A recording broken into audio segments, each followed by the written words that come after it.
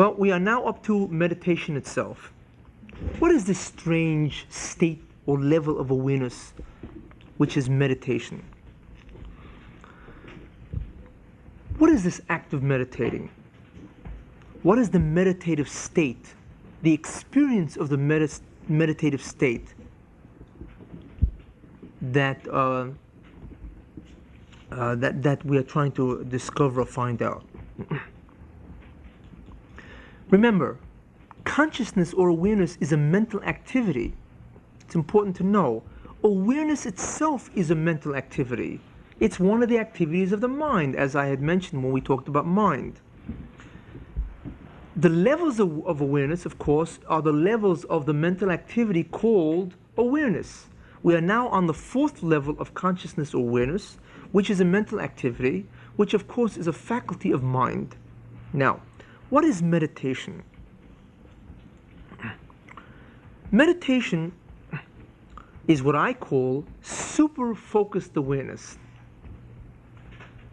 In other words, there is no mental interference as the same by contemplation. In other words, just as by contemplation, the same is true of meditation in terms of the cessation or the disappearance of all extraneous stimuli. There is no more interference or intrusion of extraneous mental phenomena. In other words, there is no more mental activities, no more thoughts, feelings, or images that intrude themselves on the mind. There is also no more sensations, whether it be bodily or sensory. All this disappears in the meditative state. The person is actually able to control himself and keep these things out of the mind. There is no more interference or intrusion from the other areas of the mind. In other words, the mental static that a person always feels is gone in the state of contemplation, and certainly is gone in the state of meditation itself. What then does a person experience? What meditation is, it is turning up the focus of awareness. That's really what it is. In other words, instead of working on removing the external or the extraneous mental stimuli, the sensations and other mental activity, the person now focuses awareness to an incredible extent. He turns up the dial of awareness, not merely removes the extraneous mental activity and sensations. In other words, there is an intense focused awareness, and that is the only thing that exists in this state. In other words, the object of thought or the object of awareness, this object itself, the mind focuses on completely. The experience or the object itself, in other words, the experience of the awareness of that object that the person is aware of, fills the entire field of awareness. There is a total mental involvement in what the person is doing. The object of thought, the mind focuses on the object of thought as if it is a single experience. The entire awareness of the mind is on this object. In other words, it is an enhanced and heightened state of consciousness. The awareness and the alertness of reality is intensified enormously. In other words, one's awareness is totally focused on the object. And like I said, it's a super focused awareness. In other words, the awareness of mind can be looked on as if it's a field. The entire field of awareness zeroes in on that one single experience, the object of the awareness. There is nothing else that the mind is aware of. Not that the mind has awareness, which it could be aware of other things, and it is only using a limited amount of awareness. The entire range of awareness that this self has, that this person has, is focused in on that object, on that single experience. That experience, that object, fills the entire range of awareness of this man, of this individual, woman, whatever. That is an incredible state of awareness. That means that you are totally aware in every aspect of your mind of what you are thinking about. It is a super focused awareness. So two things have happened. There has been a removal of all extraneous stimuli, all sensations or mental activity which interfere or intrude on a person's awareness. That is out. And what is in is an enormous, enhanced, heightened state of awareness on a specific object, a specific thing which a person is aware of. That is a very difficult state to achieve. It takes a long time to achieve that. You know, it's very similar. Sometimes people experience that spontaneously. For instance, if you get involved in a book late at night, or sometimes you're on a train or you're on a bus and you're reading, and all of a sudden you are so involved that reality outside of this book ceases, and you don't even know how involved you are until you lift your head above the book, and all of a sudden you realize that, hey, there's another world besides what I was reading. It's the fact when you look up, that's when you realize how focused your awareness was. That's to give you an understanding of what meditation is, and also contemplation. In other words, it is a total mental involvement of a single experience where almost no other reality exists besides this book, this object of awareness. And it is only when you remove yourself or pick your head up that you realize that there's a bus, that there are other people around you, and you realize how intensely you're involved in that book. And you know that you cannot achieve that state normally. You know it was a freak accident that you got so involved. Because if you try to duplicate it again, all of a sudden you're going to begin thinking of things. The more you try to intensely focus on that book, the more things are going to start coming into the mind, feelings, thoughts, images, bodily sensations, sounds, vision, and so on. It is very difficult to do consciously. When you do it unconsciously or automatically, then you recognize the state that you're in. But to actually do it is almost impossible for the average person. It requires a lot of work. It requires certain techniques.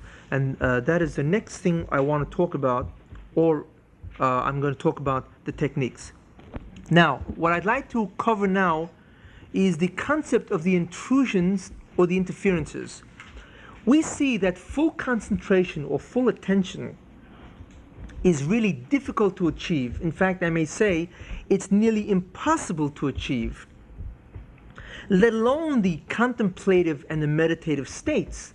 But even the level of awareness called concentration is very difficult or nearly impossible to achieve on any kind of object which you are thinking about.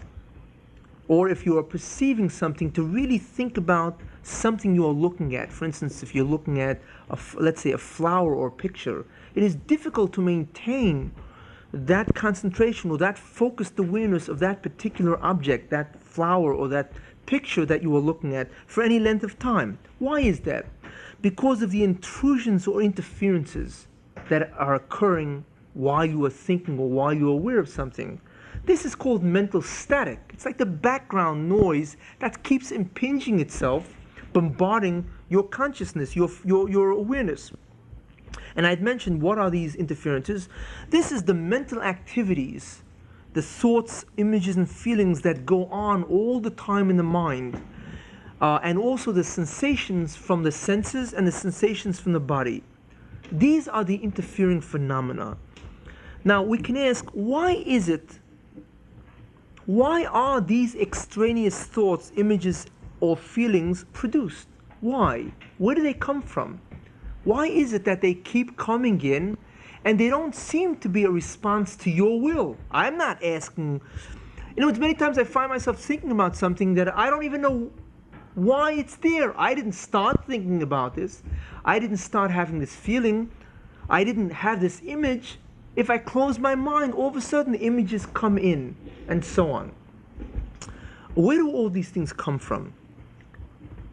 Where do these things come from that make it so difficult to achieve concentration? The answer to that lies in the fact that there are two wills of the self. Two wills of the self. One is called the conscious will, and the other is called the unconscious will. One is the conscious will of self, and the other is unconscious will of self. What is the conscious will of self? The conscious will of self is when the self is aware of the actual act of decision and willing, and it's aware of the motive of why it is willing. In other words, we can distinguish the following elements. There is self. As a result of a reason or a motive, self makes a decision.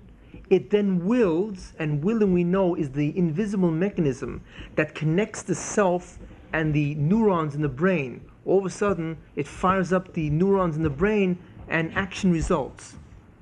Okay, but in this case, we have self. Self is motivated for specific reasons. It makes a decision, it wills, and all of a sudden there are mental productions. You can think, you can see something in your mind, or whatever. In the conscious will of self, the self is aware of why, or what the motive is of why it is willing in the first place.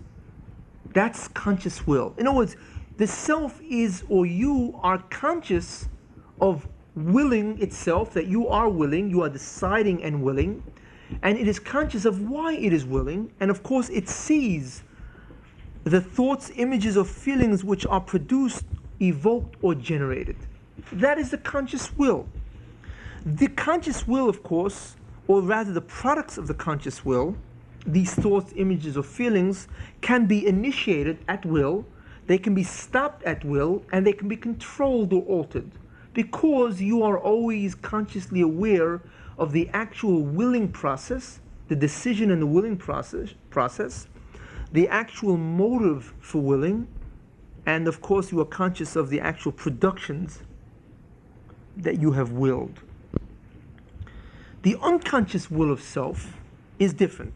It is when the self is not aware of the act of willing itself, nor, or in other words, it's not aware of the act of willing which is taking place, nor is it aware of the motive of the will, or the motive of why it is willing in the first place. In other words, all of a sudden there are thoughts, feelings, or images that the self sees, but it is not aware of the fact that it decided, willed these thoughts, feelings, or images in the mind based on a certain motive. It is not aware of its motive, the actual act of deciding and willing. It's not aware of that. It is only aware of things coming into its mind, thoughts or feelings or images, and it's not aware of why. In other words, these things to the self intrudes into mental awareness constantly. It does not know why they are there. So we see a very interesting idea, that self can be aware of its own products. It can be aware of the fact that it is willing, that it wants something, and it is aware of why it wants. Self sometimes is not aware. All of a sudden, something pops up in the mind. How did it get there? And the answer is that you willed it there for a specific reason. Because of that reason, that motive, you decided to have it, and you willed the thought there. But you do not know why you willed it there. You are not conscious of the motive, the actual decision process that you made, and the act of willing that generated or evoked or produced this thought, feeling, or emotion, thought, feeling, or image in the mind itself. That is called unconscious motivation, where the self is not conscious of its own motivation or in the actual act of willing itself. A good example of these things is slips of the tongue. All these ideas, where all of a sudden you find yourself saying things which are slips of the tongue. You forgot somebody's name, or you said something and you didn't mean to say it. What this really means is that unconsciously, you really know why these are happening because you have decided to do these, to say these statements or make slips of the tongue. You have decided, you have willed it, and you have uttered it. But you are not aware, and that willing was based on a motive, but you are not aware of the motive. The actual willing, deciding, and willing itself, you're not aware of. All you know is self, and all of a sudden you're making slips of the tongue, you're forgetting things, you have thoughts, images, or feelings in the mind, and you don't even know why. But don't be fooled, it is you that is bringing them into the mind. That is the concept of unconscious motivation or unconscious will of self, you see? And that is responsible for a great deal of behavior.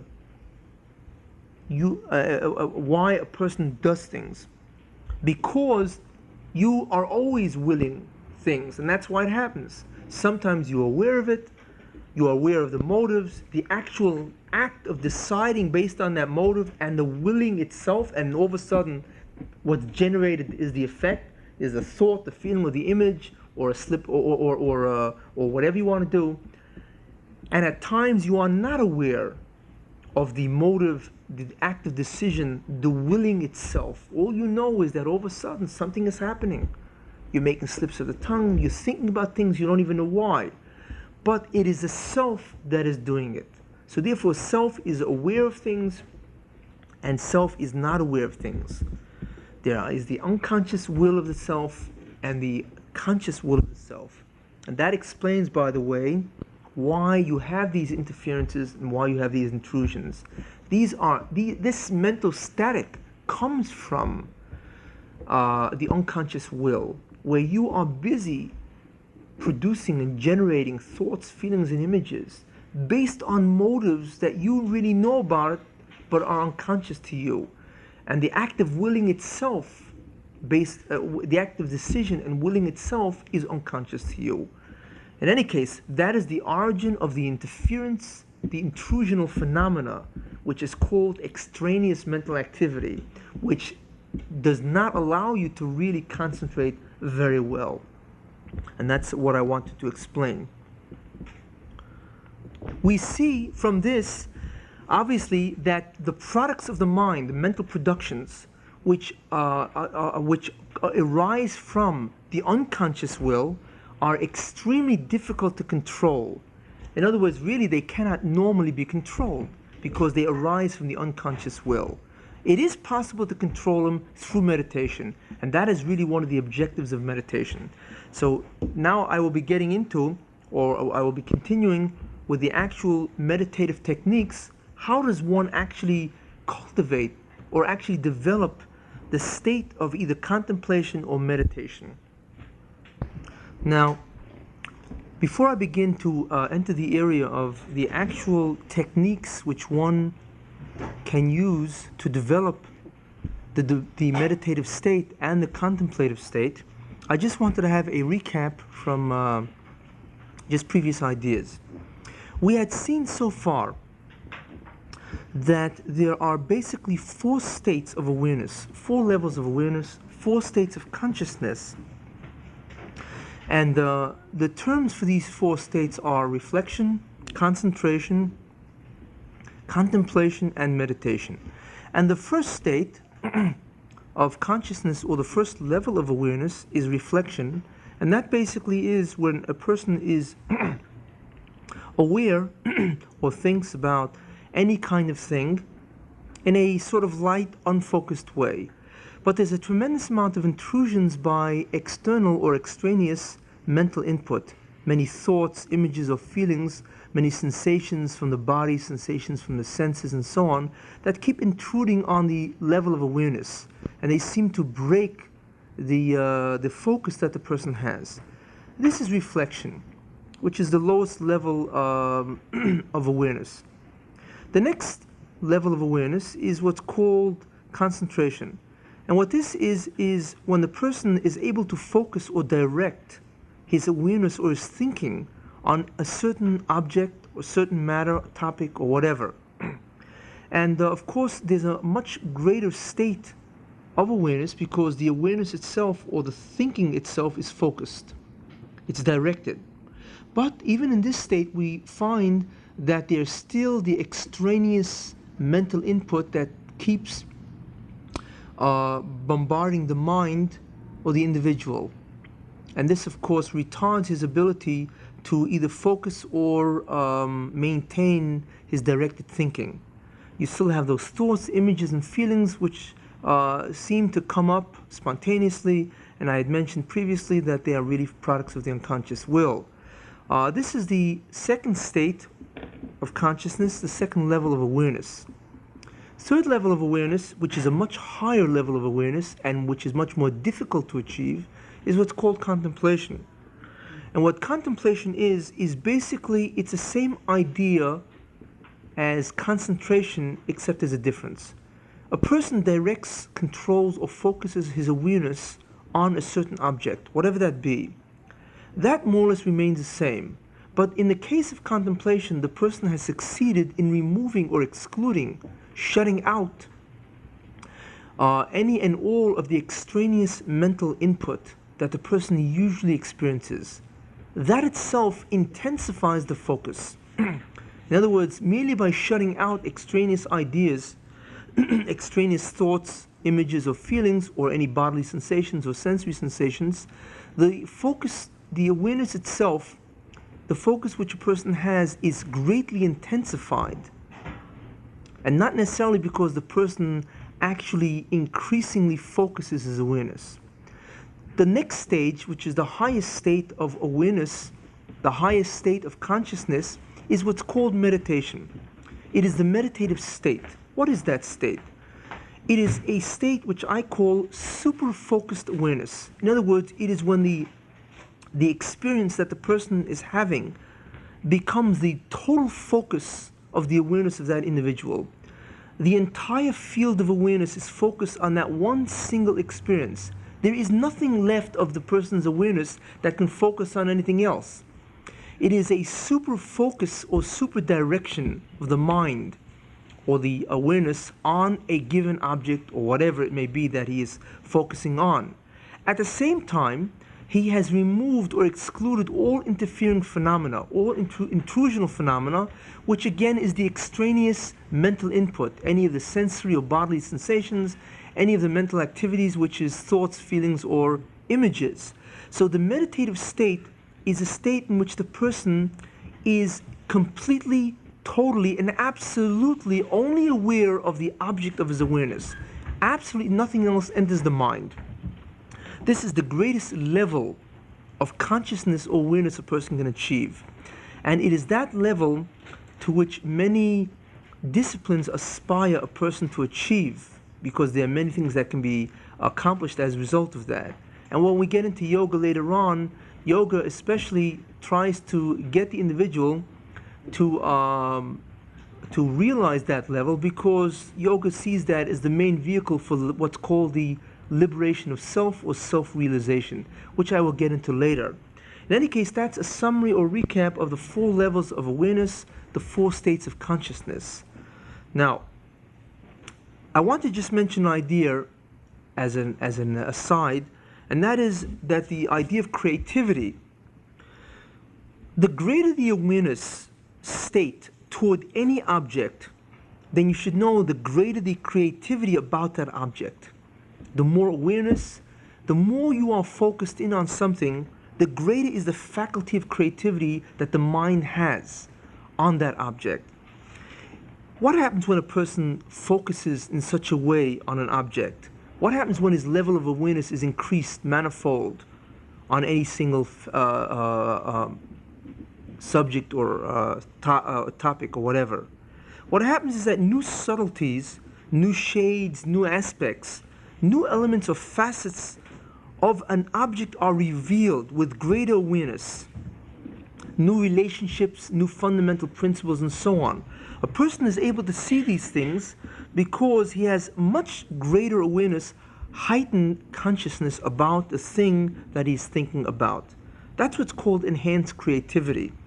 So we see that creativity is one of the faculties that is greatly strengthened or enhanced as a result of heightened awareness, as a result of any of the meditative or contemplative states.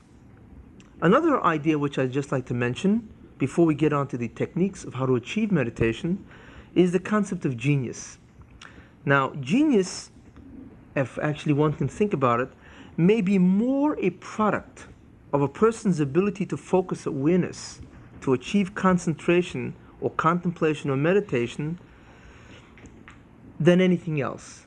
In other words, as a result of the heightened awareness, he is able to enhance the knowledge and creativity about that object. In other words, the power of the intellect in conception, judgment, and reasoning is greatly strengthened as a result of his awareness. In other words, we tend to think that a person who's a genius, if we want to call him that, a person who has a superior intellect, has a superior ability to reason, to form conceptions, form judgments, and form reasoning. That's the power of the intellect. This is what we think. But the truth is that many times a person can be absolutely brilliant for no other reason than the fact that he has the ability to achieve great states of awareness or consciousness. And that itself enhances the creative process and gives a person far greater ability to know something, to comprehend, to understand nature of things. That's a second idea which I wanted to say. So it's not too late. For those people who are not innate geniuses, it is always possible to develop heightened states of awareness, and these can be developed, by the way, and who knows, maybe somebody can actually come out producing material of genius level. Okay, we are now up to the area what's called the techniques of meditation. And that is exactly how does a person achieve these states? How do we go about it? Well, let's take a look at the four states that I had mentioned: reflection, concentration, contemplation, and meditation. To achieve the first level of awareness, or that first state of consciousness called reflection, or its awareness, as I had said, with its awareness, light or unfocused awareness with extraneous mental input, to achieve this particular state does not require any sort of technique. I'll be honest with you. It doesn't really require any kind of efforts or technique. Believe it or not, most people function at this level, at this mental level. Most people, when they think, they are at the level of awareness called reflection.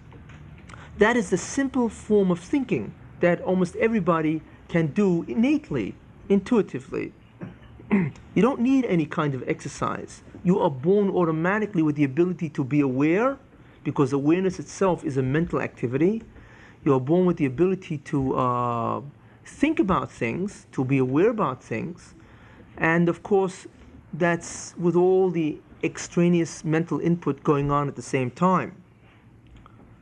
To achieve the second level of awareness, or the second level of consciousness, which of course is concentration, and we know what concentration is, and that is focused awareness or directed awareness with extraneous mental input also occurring at the same time. This is what we know. Also does not require any real type of technique. You don't really have to be trained in order to be able to concentrate on any kind of a matter. With an application of mental effort, this state can be readily achieved or attained by most people. Most people can realize this state of awareness, this level of awareness, merely by extending or applying themselves, to make the effort to focus in or to direct their thinking apparatus or their awareness on a certain matter. Most people are able to do it. Where they differ, of course, is the length of period that they are able to do it. That is where people differ. And for that already, to be able to do it for extended lengths of time does require training and discipline. Not extensive, but it does require readiness, in the sense that a person does have to have some kind of a training or discipline. Even attending a shiur, for instance, of this nature requires a tremendous amount of concentration, because you have to hold your head, you have to keep up with all the ideas coming out for an extended period of time. That requires concentration. Believe it or not, training for this kind of level of awareness, concentration, is achieved by attending many shurim. That is the way one does it.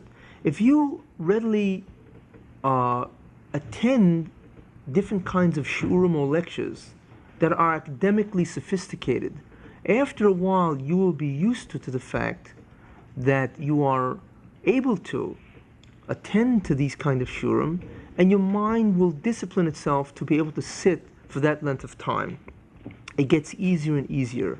In other words, the exercise for achieving concentration is to concentrate itself, but to concentrate on things which require real attention. And that again can be achieved or realized by most people. So this is concentration. Both of these states, reflection and concentration, are well within the means of most people. However, to achieve the third level of awareness, the third state of consciousness, which is contemplation. And what is contemplation? It's an intense focused awareness, or an intense directed awareness without any extraneous mental input at all. To achieve this state is not an easy matter. To achieve the fourth level of awareness, or the fourth state of consciousness, which is meditation, and that is super focused awareness without any extraneous mental input at all, both of these things, contemplation or meditation, requires specific techniques. It demands intense efforts and long hours to accomplish. That is not something easy to achieve, because the mind is relatively undisciplined, and it always changes the object of its thought or the object of its awareness. It requires a great deal of effort, many hours, specific techniques, in order to train itself to be able to shut out all extraneous mental input, and to be able to focus in a very superlative and sophisticated way on any object. It really requires a lot of training. Now, how does one actually develop the contemplative and meditative state? There are basically three types of meditative techniques that enable one to achieve the meditative state, which of course is super focused awareness without any extraneous mental input. And certainly one can achieve the contemplative state, which is focused awareness which is intense focused awareness without any extraneous mental input. There are basically three types of meditative techniques. Now, all types, it would seem many times by looking at different books on this subject that there are many, many different ways, but the truth is they boil down to one of three. And all three have really one thing in common. They are just three variant forms of achieving the same goal. And it is the goal which leads a person to the contemplative or meditative state. These three types of meditative techniques are: one, what's called mantra or sound meditation; two, contemplative or sight meditation; and three, visualizing or image meditation. That's basically what there is. It's basically only those three. Either you focus in on a sound, you focus in on a sight, or you focus in on a mental image. And through those techniques, you develop the contemplative state and you develop a meditative state. Let's take a look at some of those more in detail. What is mantra meditation or sound meditation? What that basically is when a person concentrates or focuses awareness on a word or a phrase or a sound, and the sound is a mantra. That's the the term that is used to describe a sound. When a person concentrates on any of these three items,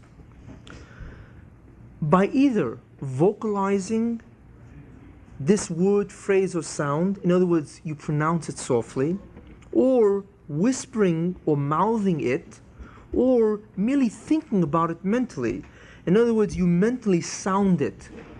When you concentrate on a word, phrase, or sound through any one of those three expressions, either vocalization, mouthing, or mentally sounding it, and then you repeat this procedure a certain number of times, that is what's called mantra meditation. Okay? You take a sound, a word or a phrase, and you either vocalize it, you either mouth it, whisper it, or you think about the sound, you mentally sound it in your mind. And when you do this in a repeated performance for a specific number of times, that is what's called mantra meditation or sound meditation. And that is the first or one of the ways a person can achieve the contemplative state and the meditative state. And we'll see why in a minute when we understand this objective. The second meditative technique is called contemplative meditation. And that is when a person gazes, looks at something, any object. It could be a written word, it could be a written phrase, or it could be a written symbol. It doesn't make a difference. When you gaze at something with concentrated effort or focus or directed awareness, that is called contemplative meditation. You see, there the object of your concentration is not a sound, but it is rather a sight. You are looking at something, whether it be a word, a phrase, a symbol, an object. You gaze at something, you concentrate on gazing at it, you focus the awareness on that object. This is contemplative meditation. And this again is a second technique or another variant form of how a person can achieve the contemplative or meditative state. Now, the third form or method of developing the meditative state or contemplative state is what's called visualizing meditation. It is basically when a person evokes or fixes an image of anything, any object, any letter, any word, any symbol. You don't fix a phrase in the mind because it's just too lengthy to hold there. But usually what a person fixes in the mind, the image usually consists of an object, a letter, a word, or a symbol. When he fixes or evokes this in the mind and holds it there or concentrates on it, in other words, he focuses awareness upon this image for a specific time period or duration. This is called visualizing meditation or imaging meditation. It is simply not a sound, it is not a sight, it is an image that a person holds in his mind and concentrates his gaze, so to speak, his mental gaze at that object for a specific period of time. That is the third form of technique whereby a person achieves a meditative or a contemplative state. Now remember, these are the techniques that are used to develop the meditative or contemplative state. Sometimes they are used in the act of meditating or in the act of contemplating itself. That is sometimes what you actually do when you meditate. In other words, let's assume a person has achieved the ability to arrive at a meditative state, and now he wants to meditate. He wants to meditate, let's assume, on a certain letter, a Hebrew letter. That is not a technique for meditation, that is the act of meditation itself. And he's trying to achieve a certain objective with the act of meditation. I am referring to techniques for developing the ability to achieve the meditative or contemplative state. Now, by the way, the Hebrew term for this technique, which is called visualizing meditation, is called chakiko, which means engraving. In other words, you engrave an image in the mind. This is visualization meditation. Now, we now see that there are basically three meditative techniques, and actually most of the techniques that you will encounter come under one of these three areas. It's either a sight, or rather it's either sound, it's a sight, or it's an image of which you're trying to focus in on or concentrate on. Now, why are there three techniques? Or rather, what are the common objectives of all three techniques? How does each one, or how do all of them, enable you to achieve a contemplative or meditative state? Well, the common objective of all three meditative techniques is really two ideas. And they really give you practice in those two ideas. The first idea is that it enables one to develop skill in greatly or intensely focusing awareness. In other words,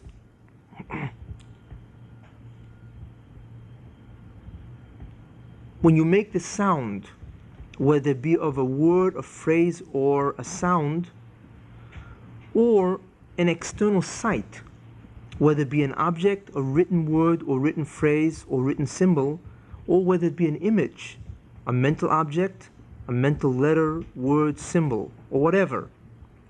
The total focus of one's awareness is centered on these three areas: sound, sight, or image, and that enables you to develop the skill of focusing or directing awareness. Merely by practicing focusing awareness, you actually develop the skill of focusing awareness. And you can focus awareness on one of these three kind of things.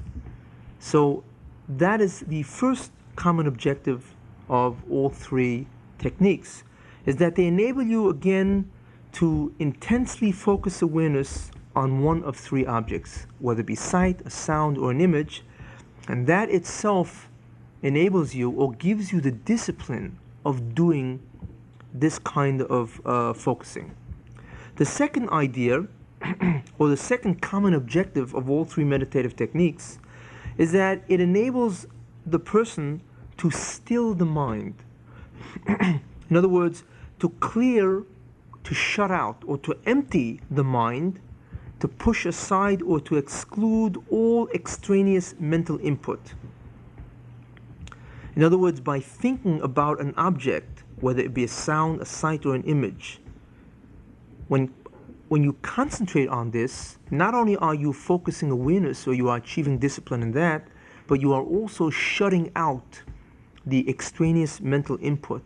And what that does is it gives you the experience, or the ability, or the feeling, what it's like when nothing enters your mind except the awareness of the particular object that you are aware of. In other words, you are able to cease or withdraw from all sensory or bodily sensations or mental activities, whether it be thoughts, images, or feelings. Any and all mental static, and that's really what it is, it's mental static, which interferes with awareness upon an object, you are able to exclude or shut out. So those are the three objectives of these three techniques of meditation. They enable you to focus awareness. They give you the experience and the discipline of doing that. And the second thing is they enable you to still the mind, to shut out all kinds of extraneous mental input. And if you do it for long enough and frequent enough, you will find that the self, and that is really who is doing it, that the self is able to control the mind in two ways. The self, or the individual, is able to control the mind in the sense of pushing out all extraneous mental input. You actually can do it. And the second thing the self is able to do is focus awareness on any object it so desires, whether it be a sound, a sight, or an image. It doesn't make a difference. And if you do it often enough, you get very proficient. You can reach amazing states of consciousness, very high levels of awareness. That's what really happens. And therefore, these three meditative techniques enable one to do so, because they all achieve these two goals. Now, I would like to talk about what are the goals of meditation. Now, we know that meditation is a method. It's really a device or a means, a technique to achieve specific objectives for a person. What are the meditative goals or objectives? We've covered so far the states of consciousness, the 4 levels of awareness. We've covered, in addition, the techniques for developing the meditative state and the contemplative state. What I would like to go into now is to discuss the goals or the objectives of the meditative device. In other words, if you can actually do this, meditate or contemplate or achieve this state of awareness, what can you achieve? What can you accomplish? What are the realistic goals or objectives? Now, I have listed 12 of them. I know it's not that much, but there are 12 goals that you can achieve. That means you can actually tailor your activities of meditation toward achieving one of these 12 goals. Okay? It's probably surprising to most people that you can achieve so much with meditation, but you actually can. Now, again, let me just mention again that meditation fundamentally is a method, it's a device, it is a means or a technique whereby one can achieve specific objectives which he wants to do. In other words, it is a vehicle or technique whereby he can accomplish certain goals. The question then is, what are the meditative goals or objectives that an individual can employ? And as I have said, I have selected 12 goals or objectives of the meditative device, which I would like to mention. And also, as I've mentioned, Judaism selects only several of these goals, and the rest it leaves off. And I'm not saying that the rest are not valid. In other words, they should not be done by an individual. They can be. But Judaism, in terms of what it wants to achieve for the person, suggests or recommends or says that only 2 of these goals should be achieved using a meditative state. Now, what are these 12 goals or objectives that meditation can accomplish for an individual? Well, we saw before that there are 2 things a person does when he meditates. First, he excludes all extraneous mental input. That's the first thing he does. Shuts out or clears the mind. No mental activity, thoughts, images, or feelings enter. No sensations, bodily or sensory, enter also. He just shuts it out. Based on that phenomena that meditation achieves, we can then distinguish that there are 3 goals that a person can accomplish because this is what meditation does. The first is that meditation can enhance the relaxation response or cultivate intense, deep relaxation. We see that if there is no sensory input or sensations or stimuli to excite the self or to bombard or to barrage the self, the individual, if there are no bodily sensations which usually arise as or present themselves to the individual as tension, anxiety, nervous muscular twitches or tics, pains, aches, and so on, that obviously a person, if he does not experience any of these things, he can obviously achieve a state of relaxation. Now, if there are no disturbing thoughts, frightening images, or negative feelings, then we see with all these things, since they are the product of meditation, in the sense that meditation is able to exclude these things, then it is obvious that a person can achieve or cultivate an intense, deep relaxation response. That is one goal of meditation, to learn how to relax. And the reason why meditation can do it is because one of the products or the achievements or the effects of meditation is that extraneous mental Input, of course, is denied access to the mind. There are no sensations, whether it be bodily or sensory. There are no thoughts, images, or feelings. Therefore, a person can simply relax, because a person gets nervous or tense or anxious or whatever only because of these mental phenomena. So the first objective is you can achieve a deep state of relaxation, and that is no small objective, especially in this kind of a world where everybody's uptight. Now, a second objective that meditation can achieve is it can loosen the physical bonds from the self, and that begins having certain overtones or certain significances to religion and also to the Eastern meditative doctrines. It can loosen the physical bonds from the self. In other words, you as a person can de-emphasize your attachment to the physical world through meditation. In other words, there will be no attachment to the physical external world. Why? Because there is no sensory input. You're not receiving anything from the senses. And also no attachment to the physical body. There are no bodily sensations. In addition, there is no attachment to the physical world because there are no thoughts about the world. There are no images or feelings about the world also. In other words, a person is linked to the physical world via his thoughts, his images, and his feelings about the world.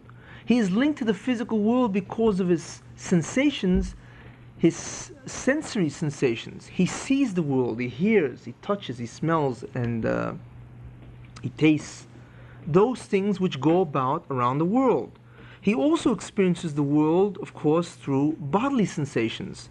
Well then, if a person is able to clear or shut these things out, obviously he will experience much less of the world.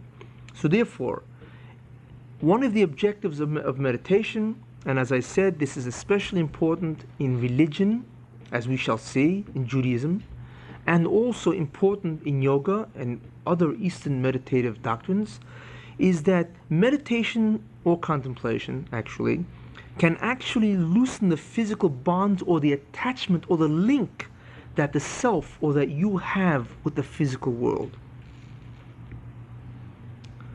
Actually, what it does is it also gives you a much greater perspective of who you are, because it is the intrusion of the physical world into the self that constantly disturbs your own idea of who you are. But we'll speak about that much more when we get to yoga, because they discuss this in terms of illusions or maya. We'll see what that means later on. Now, that is a second objective of meditation. A third objective of meditation, which again can be achieved because meditation excludes all extraneous mental input. In other words, since meditation accomplishes that product, all of these objectives can be achieved. The third objective is that you can gain conscious control in the sense that you can suspend the mental productions, which are thoughts, images, or feelings of the unconscious will. That's what meditation does. You can actually gain control consciously. You can suspend or remove them of all these kind of mental productions of the unconscious will. In other words, for whatever reason you are willing, you are deciding, and for whatever reason you are motivated, and all three of these things are unknown to you, and therefore as a result of that you have a lot of different thoughts, images, or feelings, mental productions coming into your mind, you can shut them out with meditation. In other words, you can gain self-mastery over extraneous or unwanted thoughts, images, or feelings. Now this is very important to becoming a tzaddik, because there is a certain concept called hirhurim, or thoughts, but hirhurim are thoughts which fly into the mind. Again, products of the unconscious will. They are not machshavos. Machshavos is thoughts which you actively want to think about. Those are products of the conscious will. Hirhurim are thoughts which are products of the unconscious will. And they're the thoughts or feelings or images that just keep flying in, this stream of incessant mental activities that keeps going in the mind. You can gain mastery over these through meditation. And that is very important in terms of the avodah, or working yourself up to be a tzaddik or a kodesh, to get rid of these hirhurim.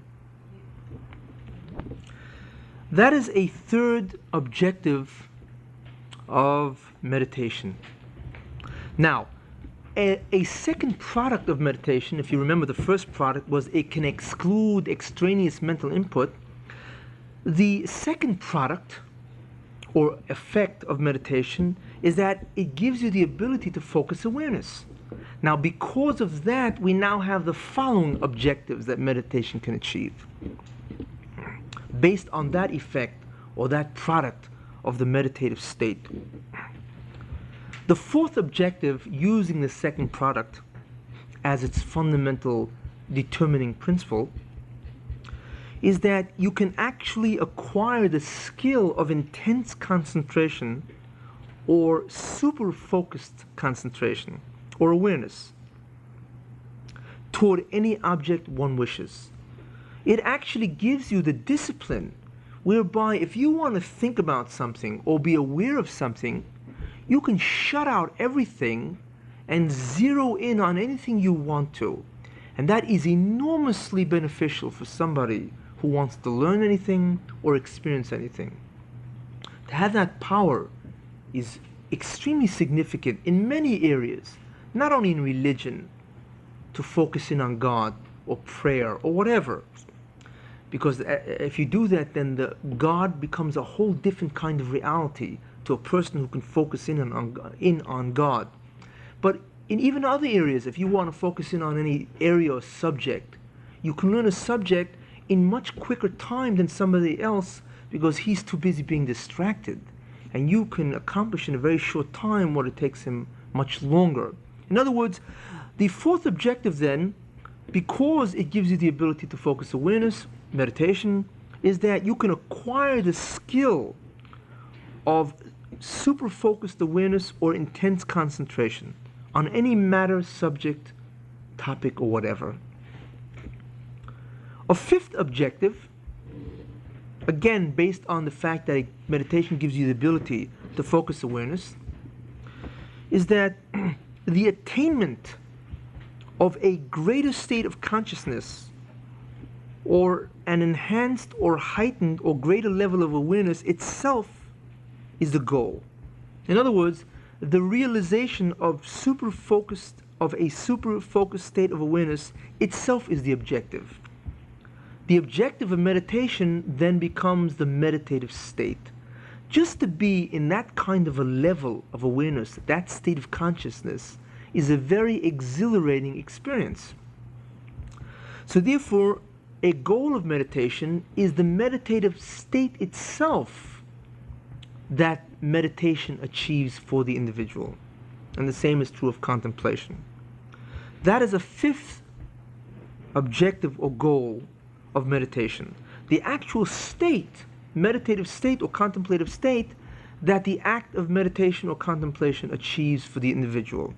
Because heightened awareness gives an individual certain feelings or emotional states which he does not have when he does not have the heightened awareness. A sixth objective of meditation is that you can achieve greater knowledge of the object of awareness as a result of enhanced awareness or heightened, of course, consciousness. And also, not only will this give you greater knowledge of the object you are thinking or aware of, but it will also increase the creative output, which is something I have mentioned. Creativity is tremendously enhanced when you meditate or contemplate, because what happens is that by focusing awareness in a very intense way, you see many new relationships, new ideas, new shades, new elements of a given thing. And that enables you to restructure something and look at it in a different way. And that's basically what creativity is. So therefore, a sixth objective of meditation is that you can achieve greater knowledge and greater creative products of whatever you want to think about, whatever subject, area, topic, object, and so on. That's a sixth objective of meditation. A seventh objective of meditation is that not only does it give you greater awareness of what you think about or what you're aware of mentally, but also it can give you an enhanced or a greater perceptive awareness of an object. For instance, if you gaze at a rose, you gaze at a picture, or you gaze at a beautiful scene, if you focus awareness into that scene will become different to you than it is for the average person. In some way, you will become, or you will see aspects of that scene, or the rose, or the picture, for instance. You will see different aspects that is not seen by the average person. The whole experience of gazing will become a different kind of experience. Very exhilarating, for that matter. You will almost feel as if you and the rose, you and the picture, you and the scene merge. And that is, we will see later on, that is one of the supreme objectives of yoga, is where the self merges with the object of its thought or awareness. But we'll get into that. But to a certain extent, you can achieve that. The greater awareness you have of something, the more it feels to you as if you are actually at one with the object. So the whole state is a different state. The whole feeling about the object that you are gazing at or you're perceiving is a different state. So therefore, the seventh objective is that you can achieve an enhanced or greater perceptive awareness of an object, any object. In other words, what you look at. That is a seventh objective of meditation. An eighth objective of meditation is that it can arouse in you strong emotional states through intense awareness and knowledge of a thing. For instance, if you meditate upon God with a super focused awareness, this will yield certain emotional states toward God.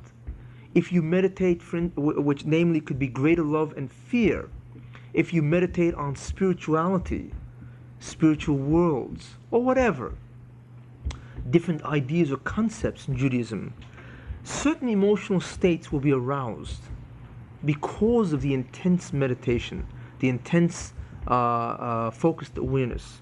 So therefore, to experience different emotional states itself is an objective of meditation, because those emotional states are really the product of your focusing awareness on any given area or object. You actually become enmeshed in it in an emotional way, and that itself can become very exhilarating depending on what you meditate on. A ninth objective, and this objective is very important for yoga, for the martial arts, karate, and so on. They use this a lot. And that is that you can channel sources of internal energy and sources of external energy. You can channel the energies to any desired area of your body or to another body through meditation. And there are such things as sources of energy within self and sources of energy outside of self, around the world and so on. That through meditation, you can channel these energies to any desired area. For instance, on a practical level, there's a certain area called touch healing, where you touch a person and healing can occur. And the way it happens is that you channel energies to certain areas, and that is what helps a person. But you do that only by meditating or intense concentration or focused awareness on the sources of energy. You release it and you channel it. Karate uses it very often when it wants to channel energies into certain muscular sections, and it intensifies the strength of a muscle enormously, because the muscle is not merely a physical instrument, it also can receive energies as a result of mental involvements in that muscle group, and it exhibits far greater strength. Those are merely just two areas that use this particular phenomena, But meditation, in any case, which is objective number 9, you can channel energies to different areas, different desired locations. That's another objective of meditation. A 10th objective of meditation is that you can achieve realization of self, and that is the goal of yoga. Self-realization, self-liberation or expression. And we'll get to that later on when we talk about yoga. We'll deal about that far more extensively. I just mentioned it as one of the objectives. But yoga zeroes in especially on this. People make a mistake. They think that yoga has the other areas too, relaxation and so on. But that is not true. Those other ideas which yoga focuses in on, for instance, relaxation or whatever, those are all byproducts of the meditative state. So yoga wants to popularize itself, so it says, you know, you can relax also. You can feel good about yourself. But that has nothing to do with yoga. Yoga is interested in only one thing, and only one thing, and that is what's called liberation of self from all bonds, or, more accurately, to liberate the self from its illusion of what it really is. That is really the goal of yoga. And all the other goals that yoga says is really popularization. But that is the real focus and goal of yoga, which I will get into much more extensively when I talk about yoga. The 11th goal or objective of meditation is what's called, or rather what it is that through meditation, and this is something new to you, you can establish an existential or ontological connection or a hookup to the object of meditation. It's called entity hookup. And I'll explain that right after I finish the objectives. That is one of the greatest or most crucial ideas in meditation. And in that is where we begin to see how it actually functions in terms of Judaism. But in any case, I call it entity hookup via meditation. The 12th objective is an objective which is specifically Jewish in nature. And this is really where Judaism takes meditation and uses it. And that is that via meditation, you can achieve attachment, 1, contact or communication, 2, and perception, 3, of the transcendental realms or worlds, and perception of spiritual entities. And also, you can control various transcendental or spiritual entities themselves. That is what Judaism uses meditation for. The last one especially. In other words, Judaism uses meditation in order to achieve communication, attachment, and perception of spiritual beings and spiritual or transcendental worlds. It also uses it to achieve control or manipulation of different spiritual entities themselves in the service of whatever you want them to do. That's why Judaism uses it.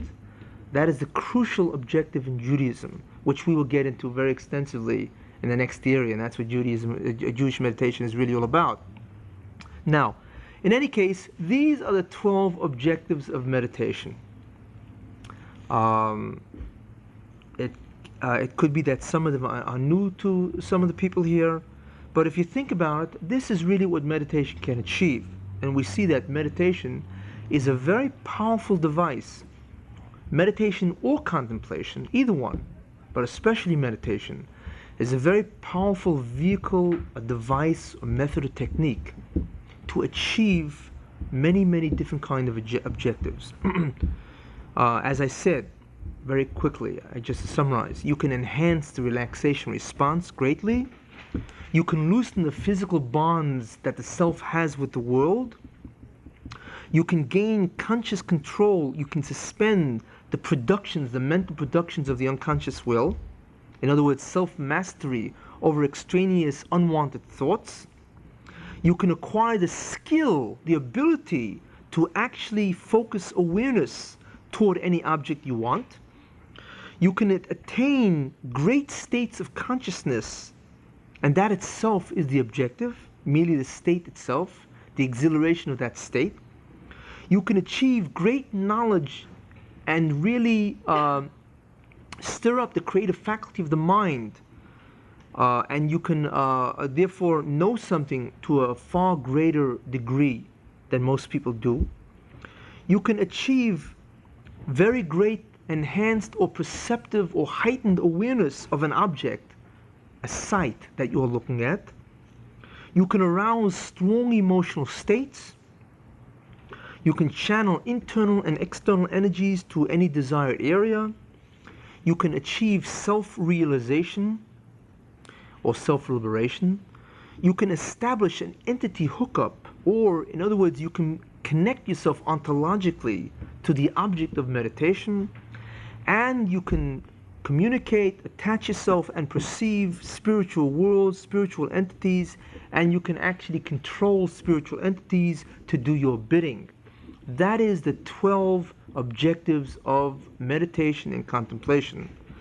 And I would imagine that probably is enticing for people to engage in, just to achieve even any number of them. But it's really fascinating device that if one has, one can actually do all these kind of things. I had mentioned previously the 11th objective, which was to establish an existential or ontological connection or hookup to the object of meditation. And I call that entity hookup. What does that mean? You should know that the self in general is existentially connected to all aspects of creation. That's important to know. Each individual is a model of creation. Each individual is existentially and ontologically connected or attached or hooked to all creation. If you make some part of creation the object of your awareness, what that does is it intensifies the connection. Now, I'm not going to go into it now, but after the Shurim on meditation, I'm going to be giving Shurim on Adam Kadmon, which is the structure of man, the structure of the universe, and why man was created the way he was. 2 hands, 2 eyes. It's the whole understanding of the structure of the human being and so on. But basically, over there we will see that man is a model of all creation, literally, and that man is connected to all aspects of creation. Man itself automatically is connected to all aspects of creation.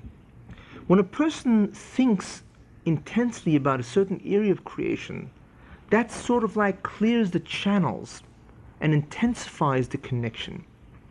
In other words, self is existentially and ontologically attached, connected or hooked to the object of its awareness to a far greater extent than if it was not thinking or focused in on that object. Even though you're not aware of this, but the truth is that you can influence all aspects of creation. When you focus in your awareness on that aspect of creation, then you are very much attached. It's almost like you clear the pipes. You take away all intrusions, and there is a direct line between you and that area of creation, or between you and the object, which is part of the creation. There's a direct line or direct hookup that you are ontologically connected to. Now, the more self is aware, mentally involved, or mentally preoccupied with anything, the greater is the connection to that thing. So remember, man himself is connected to all aspects of creation because of his unique spiritual structure. When a person meditates or focuses awareness on any aspect of creation, on any object, then the channels or the link that a person has with that object of creation is greatly intensified. It's greatly reinforced. And that has great significance, metaphysical significance in Judaism. Right now, I'm just talking about the principle that self is existentially and ontologically connected to all of creation. Self is certainly existentially and ontologically attached or hooked up to the object of its awareness. In other words, the connection is reinforced or strengthened by merely being aware of the object. And that the more self is aware or mentally involved or mentally preoccupied with anything, the greater is the connection to that thing. It's like they say, there's a statement in Judaism that says that where the mind is at, that's where you are at. And that's really what it means. Where you are at, what you think about all the time, that's where the self is. Because that's where the self is connected to very intensely. Now, the connection itself is on a mental plane and on a spiritual plane. In other words, the self is connected to the spiritual determinants or the causes or the roots of that object. That's the connection. That you are connected to all aspects of creation. That means that you are connected to the underlying spiritual counterparts or determinants or causes of all objects. And you're also connected to things on a mental plane. And we find that, for instance, many times you may think about a person if he's going through a dangerous moment, and all of a sudden you think about that because you are hooked up mentally to an individual that is always the object of your awareness, especially if it's a loved one. If the object of awareness is physical or material, then self is attached or hooked to physicality, gashmias. In other words, if your mind is always in chandeliers and carpets, or how to further physical pursuits or whatever, then you should know that the self, which is the nefesh elyoina, if you recall from previous shurim, the highest soul, is connected to physicality. You are connected to the physical world. In other words, spirituality, or the nefesh elyoina, or the self, is enmeshed or entangled in materialism or physicality. If the object of awareness, on the other hand, is spiritual in nature, for instance, if your mind is preoccupied or involved with thoughts about God, about His Torah, about doing mitzvahs, about studying hashkafa, which is Jewish philosophy, which is what we're studying now, then the self is hooked to spirituality and spiritual realms. It is attached to transcendental worlds.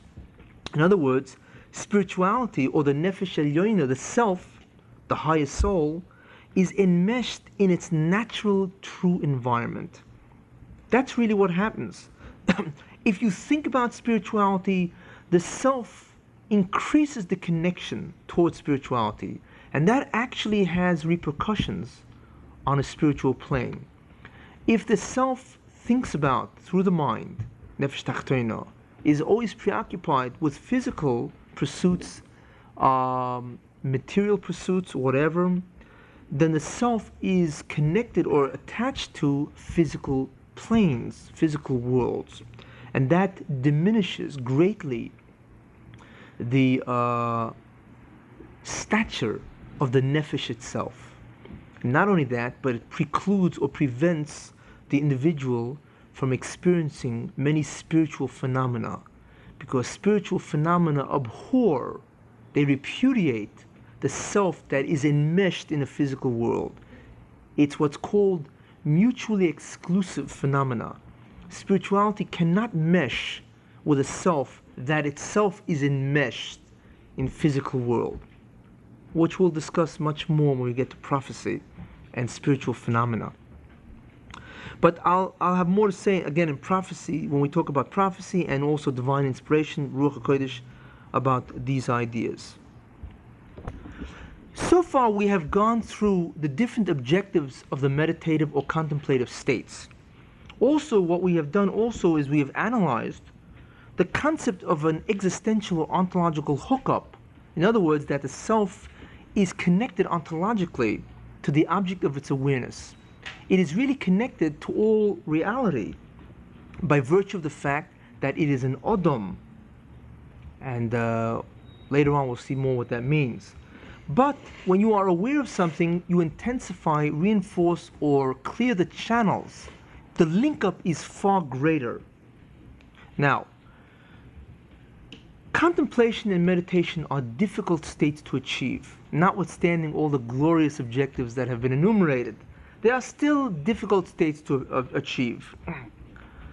Is it possible that we, the average person, can achieve certain states of awareness that will give us also many of the benefits of meditation without engaging in the long hours, the arduous efforts that it takes to achieve or accomplish meditative and contemplative states? The answer is yes. There is something that we ourselves can do. And it is something that we can do.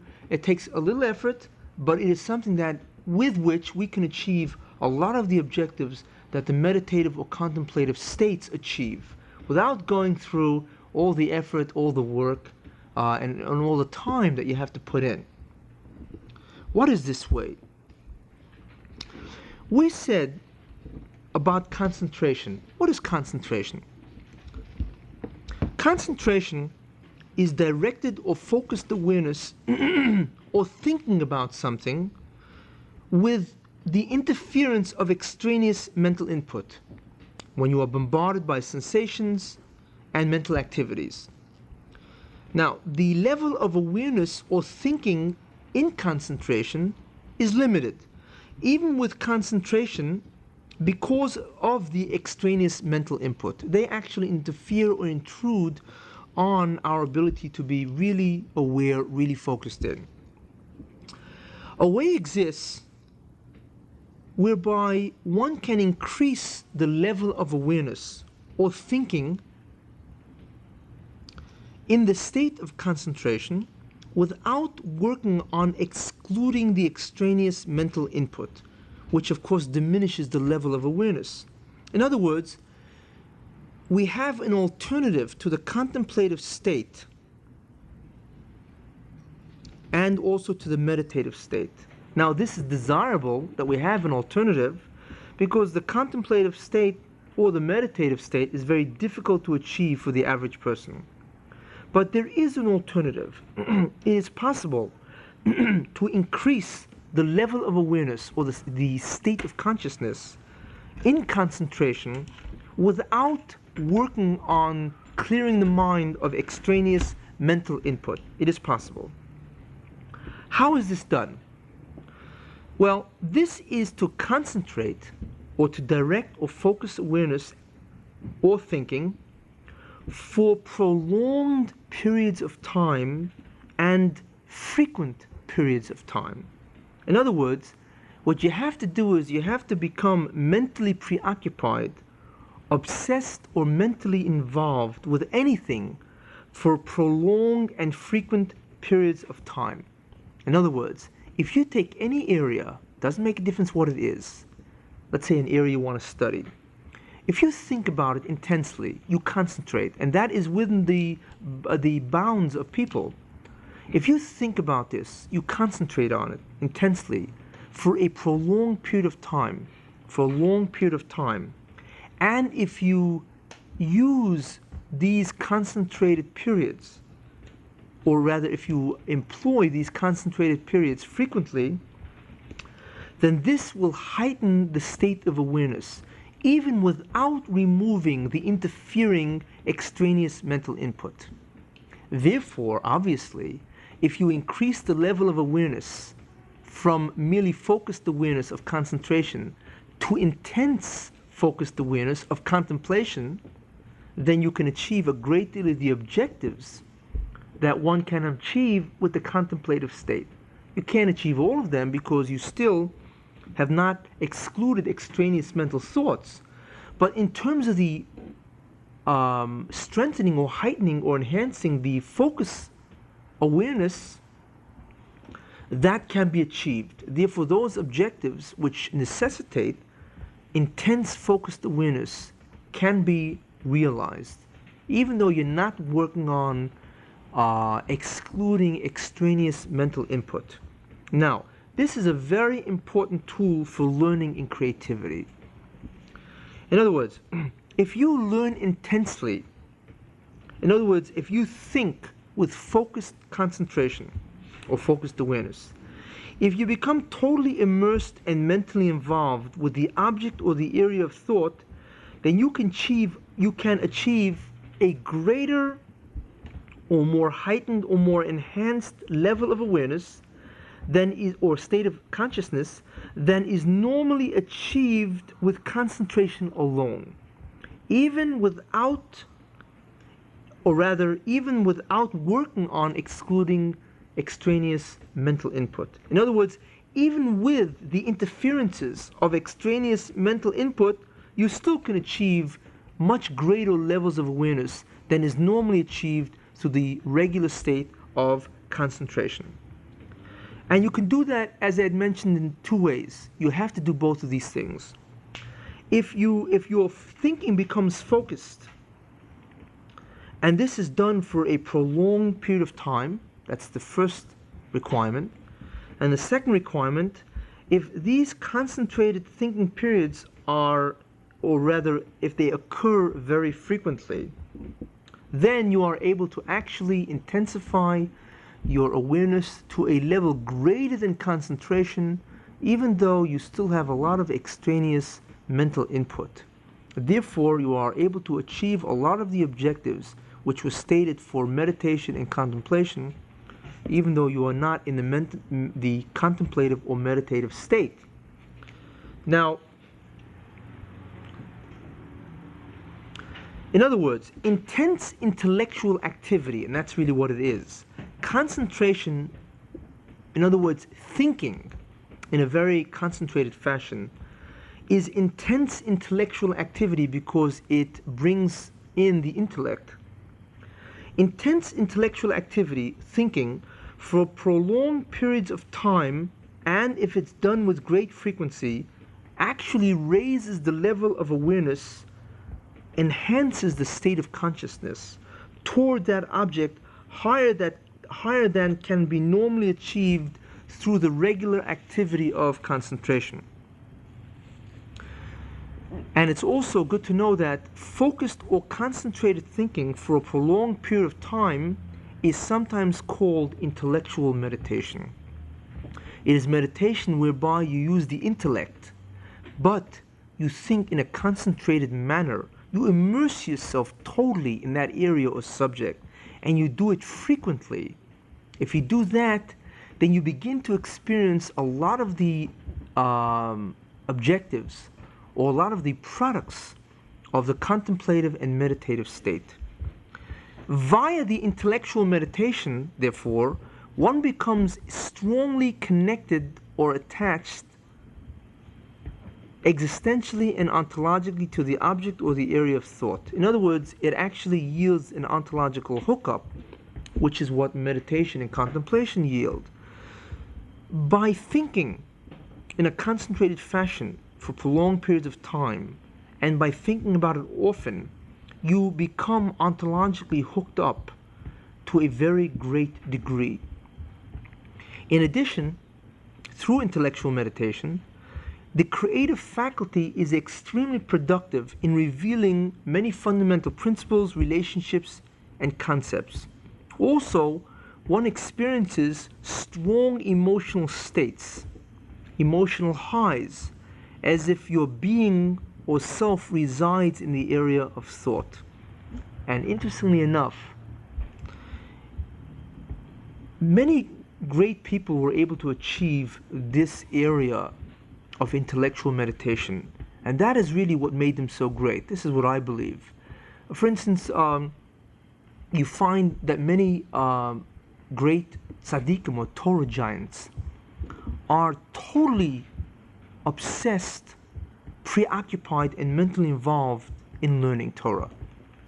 Now, what that does for them is their awareness of Torah is so great that their creative ability is tremendously enhanced. They can produce tremendous outputs of information or knowledge because they are so wrapped up in the area. You find that true not only among many Torah giants, but you find that true also among many secular giants. For instance, Einstein was a classic. He was totally immersed in relativity or theoretical physics. In fact, that's what he used to do all day. He used to love to think. And that is one of the reasons why he was able to perceive new relationships which were hidden by many of the other scientists. Greatness in any area of knowledge is really achieved by a total immersion in that area of knowledge, especially if it's over frequent periods, if it's over many, many years. The awareness of the individual toward that area is extremely enhanced, very heightened, where it's almost as if you and the area of knowledge merge. That's how ontologically hooked up you are to that area. If it happens in the area of spirituality, then it's almost as if the spiritual world that you're in, you actually reside in. In other words, you experience a strong emotional state, emotional high, almost as if your being or self resides in the area of thought. And if it's spirituality, you almost feel as if you reside in spiritual worlds.